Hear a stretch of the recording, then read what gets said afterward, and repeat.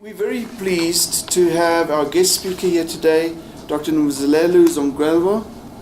She's the Managing Executive of the Parks Division in the South African National Parks. Colleague, welcome here. I don't know, we would like you to join us here, if you don't mind. The red chair. And she's going to inform us, share with us from her own professional experience on matters relating to gender and reconciling the gender agenda as you've seen at the workplace and what she defines as a leadership dilemma. I'm extremely pleased from a systemic point of view, if I may, that you didn't call it the leadership dilemma. Because otherwise I would have sensed a feminism that would have created almost a divide amongst us. So from a gender point of view, as a colleague, I can embrace this discussion. So because you make it inclusive and you say it's maybe just a leadership of many others. Yeah. So with those few words, welcome. I'm looking forward to your thoughts and ideas that you want to share with us. And thanks for sharing your time with us. Thank you. Thank you. Firstly, I must... Get used to it. Don't worry, it's a fishbowl, it's okay. Firstly, I must just thank you, colleagues, for the invitation. I recently shared the same dilemma with the colleagues that I was with recently in a global leadership program. And I said after the struggles that I'm going to have to share this with the colleagues, and I'm hoping that from this discussion I'm going to get concrete ideas of what is it that we have to do as South African National Parks. I must just acknowledge Prasem. I call him Prasem. Prasem is my coach that I stole somewhere else at the beginning of the year, who has actually made it possible for me to be here. I work for South African National Parks. South African National Parks, I think some of you might know, some of you might not know. I'm going to target people and actually ask, what national park do you know? What national park do you know? National Park, is it always Kruger National Park? Everybody knows Kruger. You passed the test. That's one of the national parks. Yeah, the Kruger Park's one of them. Yeah. And there's also the Lion Park. There's also Pilansburg. That is also our national park.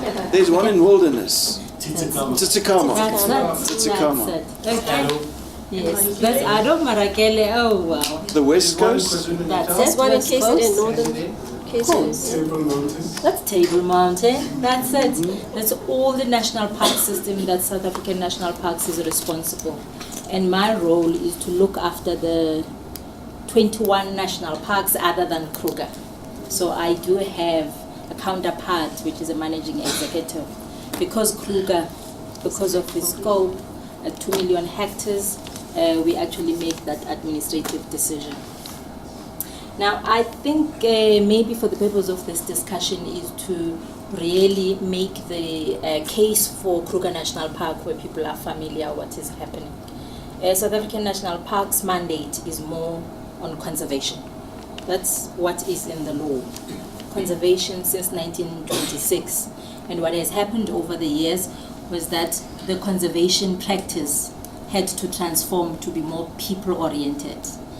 That is, as you will know, in the past, black people were not allowed to be in the national park system except that they had to be there as laborers. So you wouldn't go there to visit and all. And since 1994, we actually have put in place policies and systems where we actually allow even other people who were previously excluded not only to visit the national parks but also to benefit from the national parks, through socio-economic beneficiations and whatnot. My issue of a dilemma is about the people within.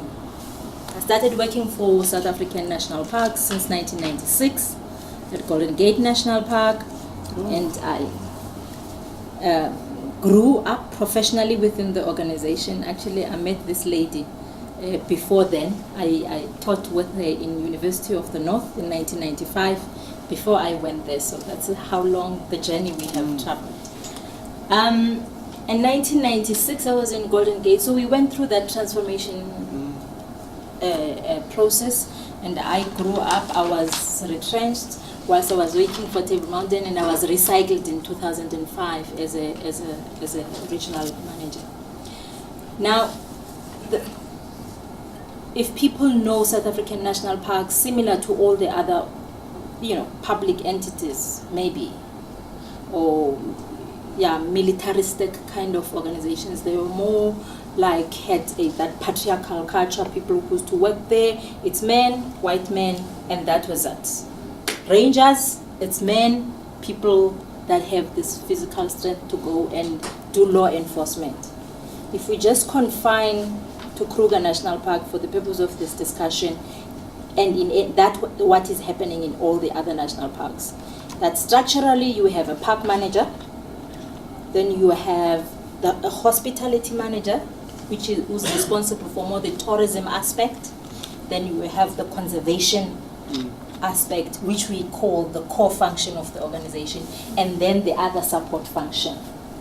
Now, in transforming the SANParks system, one of the things that we do as any public entity is to recruit and build the capacity and create environment, which is how best we can, for the people who were previously excluded to be part of the system. Now, when it comes to women, because most of the people who were in the decision-making structures were men, mostly white men, then black men, it became very difficult to recruit people. Just one example, when I was in the Garden Road, for instance, just now in 2006, the whole structure at a higher level, if you know the Garden Road, it's more west, the Western Province, it was like totally untransformed, unlike other national park system, because the reasons where you can't find the black women, we don't know, we can't find them, we don't know where to find them. The question was, how will you know how to get them if you do not have anybody who is familiar with where to get them? Your HR person is probably not familiar with. Now let's come to the Ranger Corps, which is the people who are dealing with law enforcement. So we were able to actually recruit other people in what we call the soft skills, the support structure, finance, HR, marketing, and all that. Now when it comes to law enforcement, what do we want in law enforcement? We want a woman, preferably young, who's able to wear that uniform that's very tight, meant for men. Go out there when there's fire. You are able to go up the mountain, the berge. You fight the fires. You probably don't come back home. You camp there for 3 days. And if you are in that woman period, you don't have access to it, because probably in our first aid kit we do not have sanitary towels. Okay? If you have a child, that means you have, even if it's young or whatever, you are inaccessible to your support families. Okay? That's the triple role of women becomes very difficult. So what we have found now with the recent poaching, what is happening in Kruger, for instance, where you actually have those women, young women, 1, 2, 3 of them that we have, they have to camp in the field with 7 men, and they have to be there for 2 weeks. And they actually find it very, very difficult to actually deal with it. It comes to my topic, a leadership dilemma. I can be assertive enough to say I was amongst, or I am one of the women leadership in South African national parks. In operations, I was the first one to be a regional manager, woman, and we actually just tried to make sure we bring more women as part of park management. Others went, others did, were retained. In operations as an ME, I'm the first one. I must just also add that today I was asked to be the acting CEO of St. Parks. So as a transformation tool of the organization, I would like to leave a legacy where you have women that are going to give meaningful contribution to the organization. They do not become only the number, but that we should embrace how they work, their emotional state, their triple role of women in operations, because this is where the powerhouse of the organization is. This is where you actually have to call the shot, but you must have a woman that is inclusive in nature, that have the right attitude, but still that can bring the womanhood into the leadership. Because I think the struggle that we have is that whilst we have the young women that others come in the core function, but they struggle, they will go out. It's either they then request to go to hospitality management and other areas that are embracive of their roles. It then becomes difficult for them to actually come out. And then what remains is you will have certain corners of the organization, of course, that will say, you see, we tell you, this is not a sissy job. You see, we tell you, these women can't cope. You see, we tell you, whatever. Now, the question I'm asking you, colleagues, is, remember, we're fighting the war in the core function, is what is it? I do not have the answers. But I'm asking, what is it? What concrete actions, behaviors, systems or policies, I don't know what to say, that we can, as an organization, actually, things that we can employ to make sure that we embrace women in the core function of the organization as stipulated by the law, whilst at the same time we recognize the triple role that women have to play in society. Can I think I'm in there? Sorry, who's going to go first? Go, Rocco. Okay, you're saying you need help, but I think what you need to do is look at the lower levels now. Look at the schools.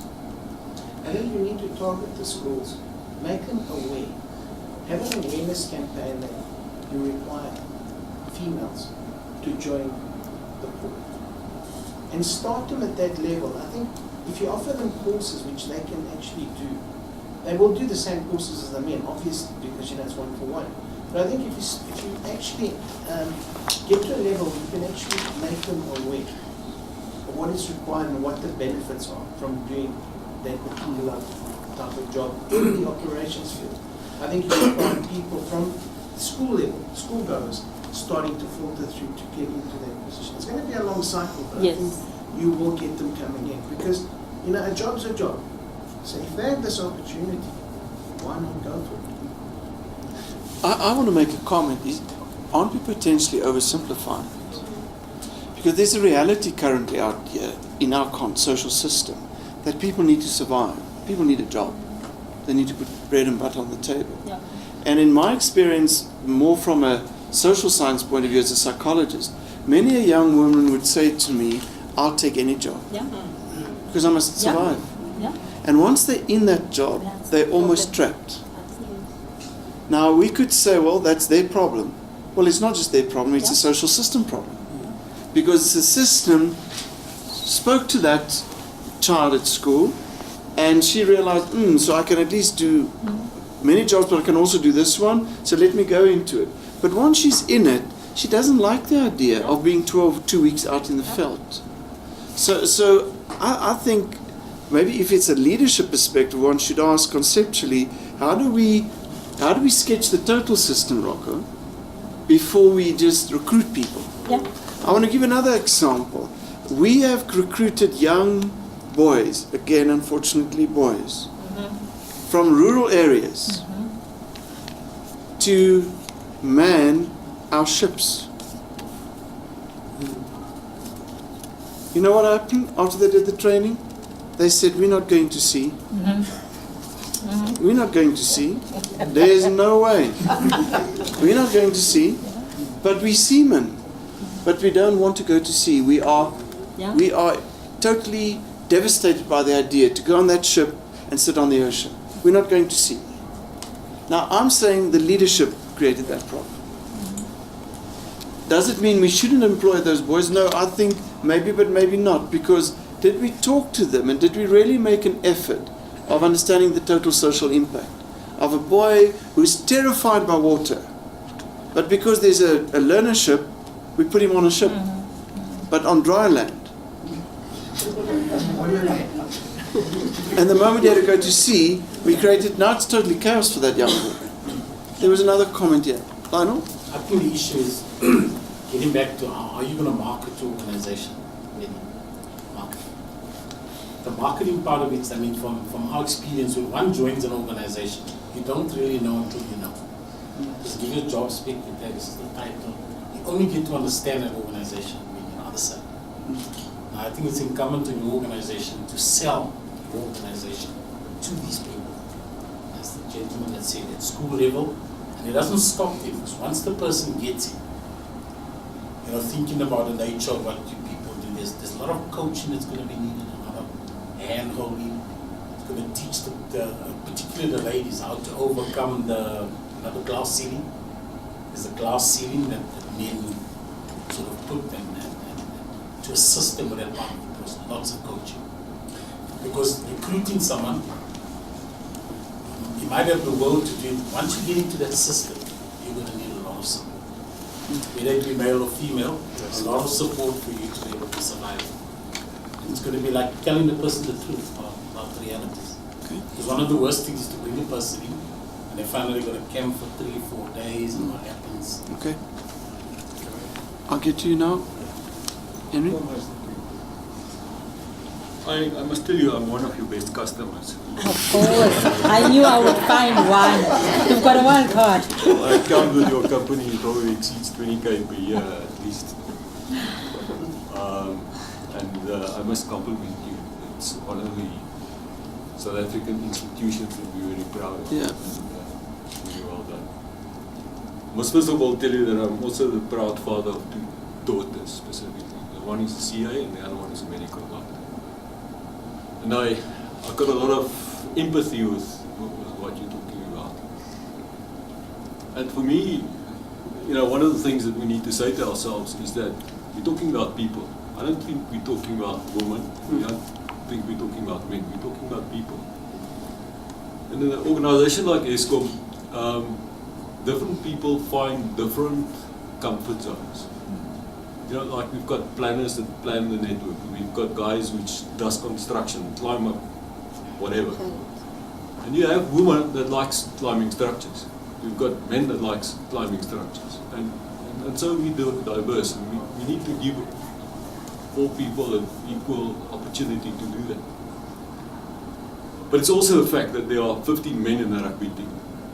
And I feel uncomfortable with seeing my daughters playing, you know, for the Springboks. But there are women that likes to play rugby, and that I think we need to allow them to do. If they want to do that, that's great. But I want to go back to your comment. To me, that was spot on, and that is that the structures that you have at the moment was created by people that think like men with, and if you don't fundamentally rethink, redesign your security approach, then you will think that, you know, the only way to secure the place is staying out there for 2 weeks or something like that, which does not suit certain, you know, people with a certain approach to life and so on. And maybe if you give the opportunity to in particular, let's call it ladies if you like, to look at that system and say, how can we make a contribution in a completely different way, maybe? redesign. Yeah. And they are the guys which, is the props in the front row, they've got, and the locks, and you've got the small scrum half and whatever else. Each one of us needs to find our contribution, and you have to look at how the structure is at the moment, because as it is right now, you're not going to fix it, absolutely not. That's interesting. America. Yes. Please forgive my naivety.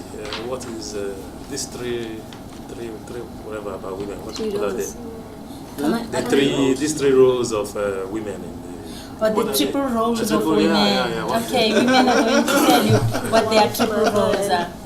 Please tell me. Wife, mother, and employee, I would imagine. It's not all of them that are wives, man. Eh? Sorry, America? You say wife, mother, and what? Most women are either are wives, mothers, employees, daughters.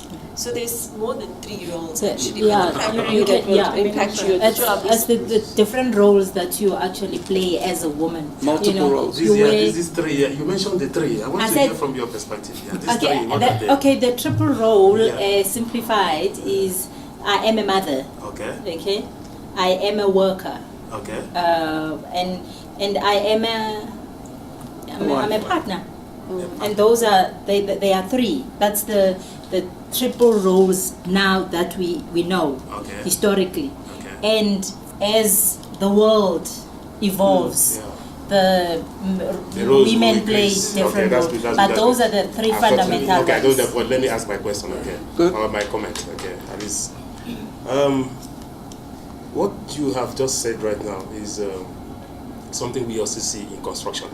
Yes. Okay, is not only in fact I'm surprised that it's happening in the park or in where you're dealing what you're dealing with. It's happening in construction. Where people want to be there's a legislation that a certain percentage of women should be represented in a government project, and a certain percentage of youth should be represented, and we try to create that structure. By the time you unleash them out to the workplace, the women say, I'm not going to do this, I'm not going to do that, I'm not meant for this, the guy should do it, the guy should do it, the guy should do it again. Now there are the people now who are segregating about what is the role of a woman and that of a man. And I think this whole problem is coming from the concept of equality. Okay, I'm not trying to say that there is no equality. Okay? I think it was Euclid that tried to establish equality in mathematics, but he didn't do that, he died. Before he died. So mathematically, equality is a very difficult thing to arrive at, or to talk of sociologically. But the point is that the fact that everybody should be given an opportunity to work and earn a living does not necessarily mean that we are all of equal strength and equal capacities and equal capabilities at a given time. So the objective that is being they are contemplating with equality as it is being advertised and promoted doesn't capture the realities on the ground. So the point I'm trying to make is that there's a need to deconstruct the whole concept of equality. Okay, that is where the point is. We have to deconstruct that without belittling women or a particular set of people, but give them opportunity to do the work that they can do, or they are comfortable to do, or their circumstances. In fact, at the point I wanted to find out the difference between a man and a woman. Okay, people will tell you that there's no difference between a man and a woman when they are trying to push this whole concept of equality to extreme. But there is a huge difference between a man and a woman, biologically, psychologically, and the rest of that. You can read quite a lot of literature that is done by psychologists, sociologists, mathematicians, physicists, scientists. They have done research to show that there is a difference between these 2 sets of people. Yet, politics will try to force on our thinking that there is no difference, and as a result of that, they create all these problems. When I go to construction site and see where women are just struggling, and they say, I don't want to do this because they want to earn a particular amount of money in a day. I tell myself, no, we have to come back and rethink. We have to give women an opportunity to do things and earn a living without necessarily exposing them to circumstances that is contrary to the nature of their being. So you support the idea of Henry, that we shall have a more open mind, yes, and a more equal play on where everyone should fit in. That's the point. But I think that's Yeah. interesting. I wanted Yes. to just, if I can comment on this thing. I think what I'm taking out, as in particular, what we just really do not have is the coaching aspect of it for the women. But what he's really talking about, for me, I think from when I did my PhD, which is a gender analysis, is actually true. The problem is the government policies that are actually adopting the feminist approach without really adopting it. So what happens is that we bring all these World Bank policies, we come into the year and we actually say, okay, this is what is it, 50-50 or whatever. We really do not apply into the context. And I think what he's calling for is that as an organization, is that you need to be actually doing that and saying you must be able to defend the gross representation of women and say it's because this is what the nature of the organization is. Women cannot do this particular job. However, in this particular aspect, for research, for planning, ecologists, and which is what we are actually doing in terms of marketing the careers. I mean, we've got a skill, a website that we have just for the biodiversity sector in general. That's really drawing on people, in particular women, in areas where they can intellectually engage with the organization without necessarily us focusing on the physical part of it, which is the unfortunate part in terms of the act. And I think that is something we need to do. Also not, the situation has changed completely. If you look at what technology has done, it has enabled women to do what it used to be actually. I think we need to be quite very much in touch with what's, the same situations happening in mining. I mean, in mining, they give that excuse to say, there's nothing physical about it. There's technology that actually enables women to do a lot of things that normally you required in the past. Muscles. I mean, in the past, all these trucks didn't have this power steering. They had to be driven by muscular people. Today, women drive trucks because the technology is such that women can drive. But some people are still left in the old thinking that you need muscles. But I think, Sam, if we're inclusive in our thinking, what America's engaging in, what you're responding on, I think there will be an equality that emerges. Because if we almost from a design point of view don't try to create a solution for women, but we allow women to create the solution. So that we create a solution with the people. But let's throw it back to her. She needs to tell us the path she followed and the struggles she followed and what made her here. Because we shouldn't go too far. She is at the top. But the reality is that she grew up through it. So what are the cases? What are the learnings from that? I would like to hear that, but can I just get a comment? He wanted to make a long comment. Just to lean on that, because we're talking about redesigning the system. And that I've just looked around this gathering. We actually almost equals with women, but there's only one voice of a woman leader in this gathering. Is it that's why we have a challenge?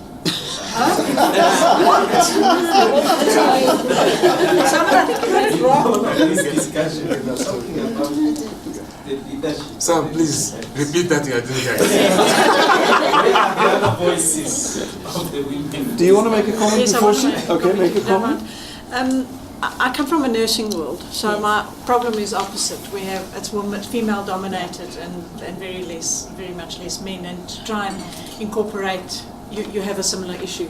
But I'll leave that for now. In terms of the leadership development, I think the issues are around, and I take the point about recruiting appropriately and all of that, but once you've got them in the job so that they don't get trapped, and to get them to be able to aspire and really through real targeted succession planning and leadership development with that cohort of people, it is incumbent on you to really drive that actively. And so for example, we drive a young leadership development initiative where we don't take the top performing student. We particularly look for the talent, the potential, in a way, and there are many ways of doing that. And part of the process is to get them to collaborate with people in, well, we use nursing, but we also use other healthcare kind of environments, because a lot of nurses, or a lot of people come into nursing as a second, I couldn't get into medicine, so we just came into it, so we just needed a job, and we just needed to earn money. So we have a similar kind of starting point with a lot of people. And what we found worked the most effectively was when you do the mentoring and the supervision and the coaching, is that supervision mustn't just be with one level up, it must be 3 or 4 levels up. So our first year student, I'm the director of nursing for Netcare, so I coach a team of first year students. So why would they be coming to my office? If they come to my office, they come for the week. They're there when I get to work, and they leave when I leave. If it's 9 o'clock or 11 o'clock, or I have to go to a function, or I have to, and so the whole time is explaining, what are we doing here? How are we doing this? How do we manage this? Why did people come to us? And we, from the student's perspective, have found that has been the most tangible element, which gets them to believe that they are capable and that they will be able to do that, rather than sort of this slow, small, incremental. There is place for it, and we do some of that work in between, but that there's big leap sort of processes to do that with them.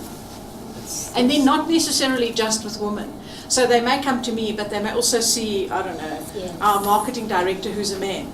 But to be able to see that is an opportunity in terms of where you can go to. So to do that kind of big, and so it's a structured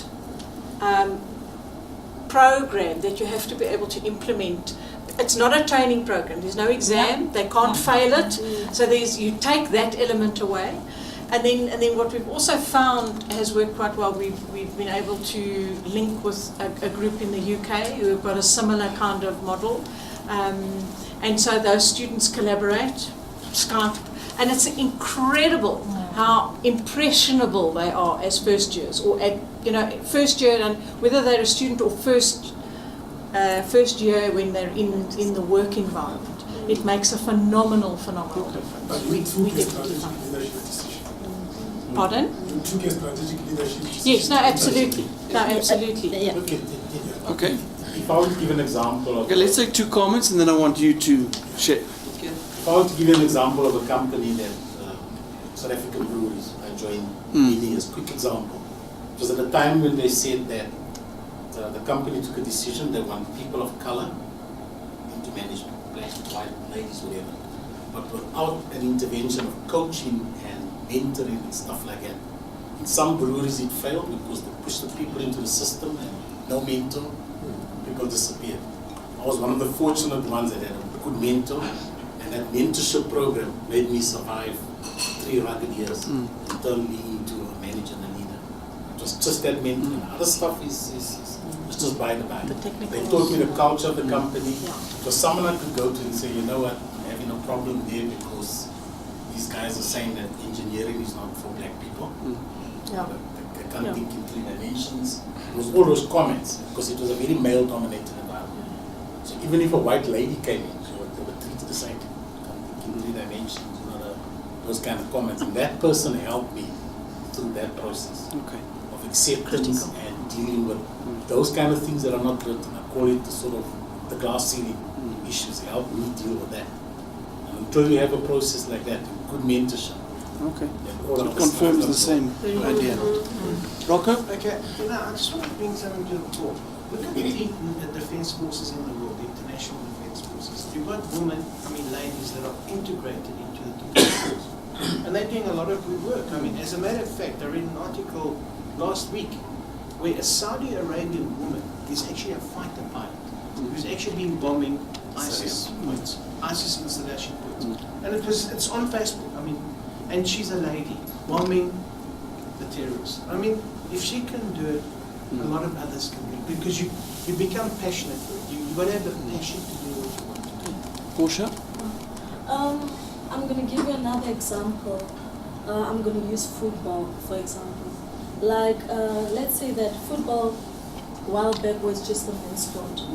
But it's no longer a men's sport. A lot of ladies are participating now. And I can say that since 2007, I was one of the coaches that was working with YDF, which was one of the German projects in South Africa. So when I was there, I started off as a player, and it was because I loved the sport. Even though there was a lot of people saying that football is not for women, it's for men, but because I had passion and I loved the sport, and I had mentors and coaches, I played football. It went to a stage where I attended workshops for coaching courses.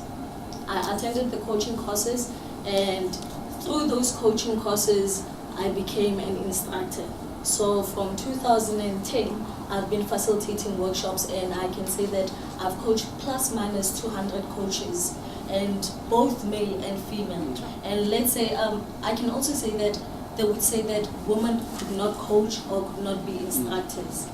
But through the coaches that I was working with, through the mentors that I had, I had the opportunity to express myself and show that I could do that. Yes, I thought that I couldn't do it, but then because of the guidance I had and the team that I was working with, it just gave me that, a platform and, that support of saying that I can really do this. So I think that there should also be workshops where both men and women can be placed in one place and just be, talk about gender awareness, and also to just inform them about the duties that they have to do, and get coaches and mentors that will just go through those processes with them. And I think using that methods would really help. Just one thing. I think what I heard from Vusi was not the inability to do the work. No. That wasn't the issue. No. The issue was the triple roles that the woman has to play. And that is the issue. And for me, much as I understand what you are saying and I agree with it, but I believe there are women who would want to survive in that. So I would rather agree with Henry when he says, you have to change the structure. The whole thinking process of how conservation has to be done has to be looked into.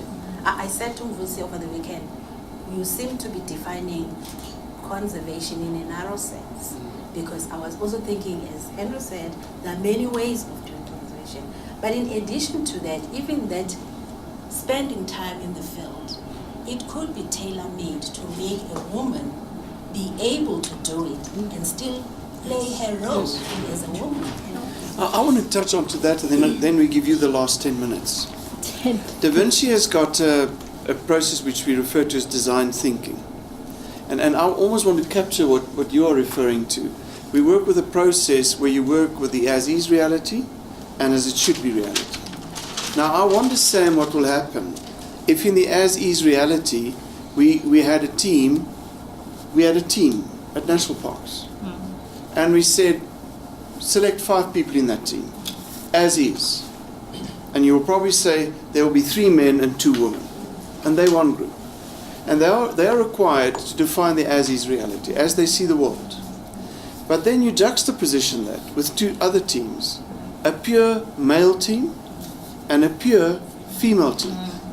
And you say, tomorrow when we get up, there are no men for the one team, and the other one you say there are no women. And you see, what are the women, with their particular who they are, what do they create as the ideal for national parks or parks conservation? And what do the men create? And then you look at what is the gap. And you say, well, women focus on X and Y, and men focus on X and Z. And I wonder if one couldn't then start building a certain bridge, but that you get it from the woman's perspective as it is, and from the men's perspective as it is, and from the mixed perspective as it is. And it will be interesting to see what is the what is the commonality. What is there? Back to you. Well, I'm not actually going to be, because the purpose of this discussion was really to get ideas. And I think I agree with Lou. Colleagues just know, for the last 20 years, we have success stories in SANParks of women who have actually been mentored, who are junior scientists, researchers, because of the programs that we have put in place. We've got marketing strategies, we've got career exhibitions, we do all those kind of things. But I think what for me has been useful from this discussion, it's about the redesign of the bringing the perspectives of women in kind of understanding the job and what women can do in conservation. And I think the struggle that one has, whilst we actually have people who come through internship, who have gone through universities and are able to articulate and find mentors, that's fine. For me, the issue I have is the people who have come through the organization, who have Standard 10, who are at the coal face.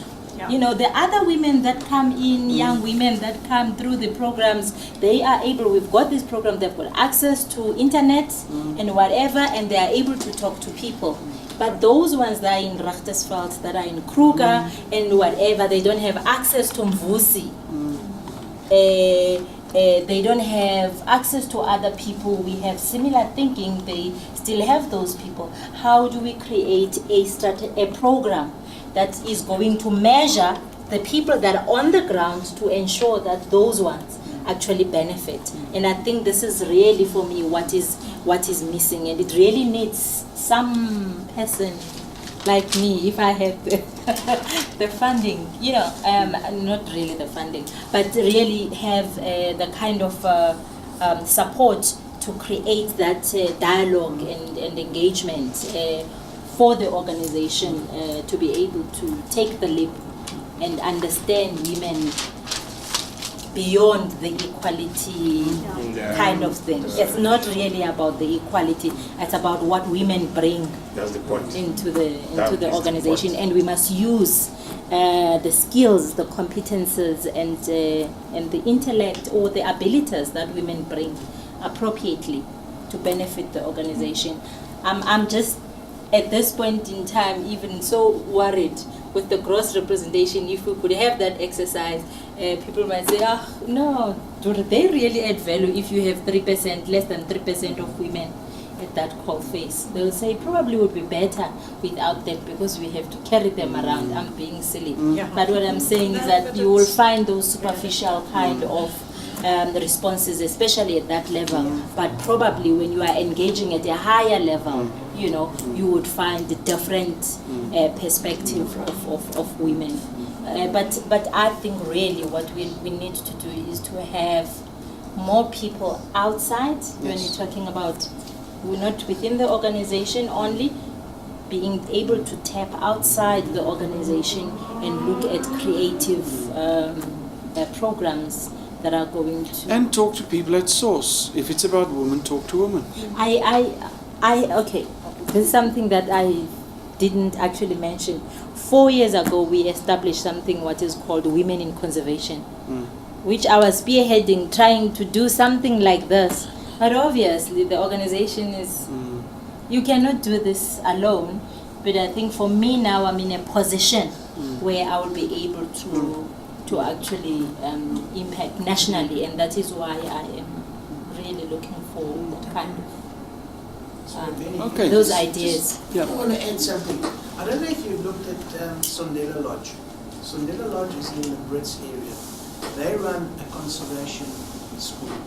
They've actually got boys and girls at the school that do conservation as the school. And a lot of them go out into the environment. It's all to do with the environment. So maybe contact them and see where the synergy is. I'll give you the contact details. I mean, and I know they're good because we've been there often, just to spend a weekend or have a conference there. And a lot of them, they come out, they're in uniform, they study there, they do everything, but they do conservation is one of the main subjects. Yes, there are a lot of I want to make programs. a personal experience comment. I was touring through the US on my way to the Grand Canyon, and all that I remember is I was confronted more than once by rangers because I was driving recklessly. It was snowing, and as a outdoor boy, I didn't care driving at a fair speed. And I was confronted more than once in that park, and every time I was confronted by a woman, and it was scary.